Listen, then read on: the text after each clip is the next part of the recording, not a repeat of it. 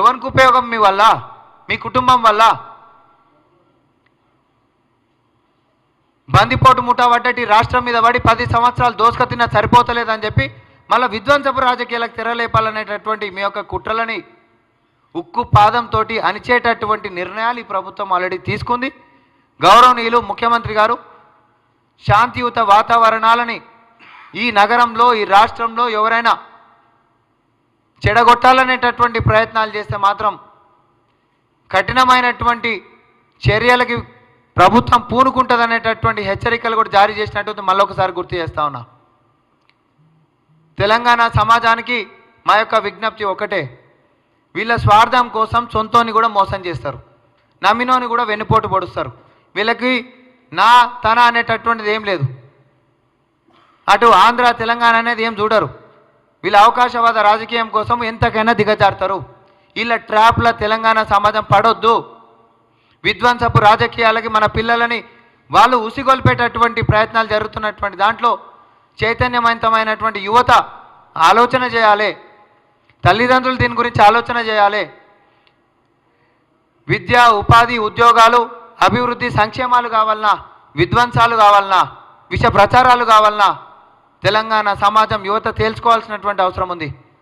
కేటీఆర్ ఇందాక మాట్లాడతాడు, ఏందది ముఖ్యమంత్రి గారిని ఉద్దేశించుకుంటా, మరి ముఖ్యమంత్రి గారి లెక్క ఆయన సమర్థుడు కాదని చెప్పి మాట్లాడిండు.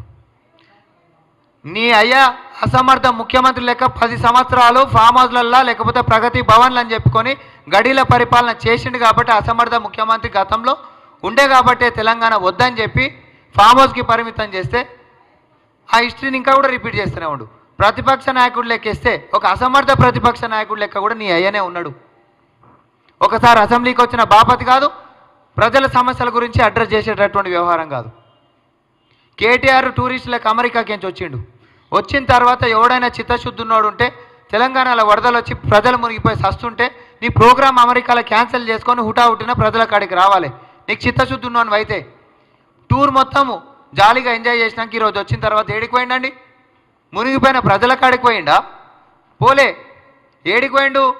ఆందోళన బతకనీకి వచ్చినావు అని చెప్పి కించపరిచి మాట్లాడినటువంటి పాడి కౌశిక్ రెడ్డి ఇంటి కాడికి పోయిండు.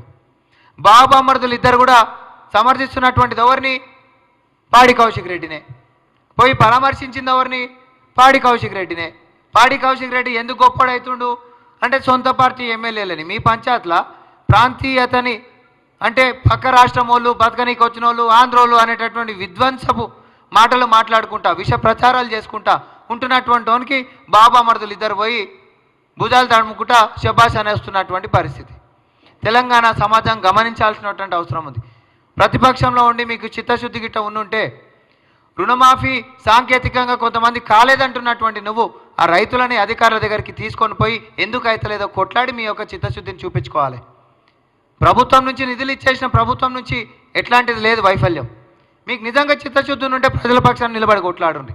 మీకు నిజంగా చిత్తశుద్ధి ఉంటే అరే రూపాయి అయినటువంటి మీ ఇక అది ఏం మాట అనాలో కూడా నాకు నోటికి కూడా వస్తలేదు. ఒక రూపాయి అయినటువంటి మీరు గాలి మోటార్లు 100 కోట్లు పెట్టి కొనుక్కోనికి మాత్రం పైసలు ఉంటాయి మీ పార్టీ కాడ. తెలంగాణ ప్రజలు మునిగిపోయిందంటే మాత్రం రూపాయి అయినకే చేతులు రావు. ఈ పాపిష్టి చేతులు, ఈ పాపిష్టి నాయకులు తెలంగాణకు వచ్చి విద్వేషాలు రగులుస్తామనంటే మాత్రం మనందరం చూసి తమాషా చేయాలంట. ప్రజాగ్రహానికి గురయ్యేటటువంటి రోజులు బీఆర్ఎస్ నాయకులకి ముందు ముందు ఉన్నాయి చెప్తున్నాము. మీరు తీసుకున్నటువంటి స్టాండే అధర్మమైనటువంటి స్టాండు, అబద్ధాలను నమ్ముకొని ముందుకు పోతున్నారు. విష ప్రచారాలు, విధ్వంసాలను నమ్ముకొని మీరు ముందుకు పోతా ఉన్నారు. గాలి మాటలతోటి బట్టగాల్చి మీ దేశ రాజకీయాలకు మీరు పూనుకుంటా ఉన్నారు. తెలంగాణ సమాజం మొత్తం గమనిస్తూ ఉంది. మా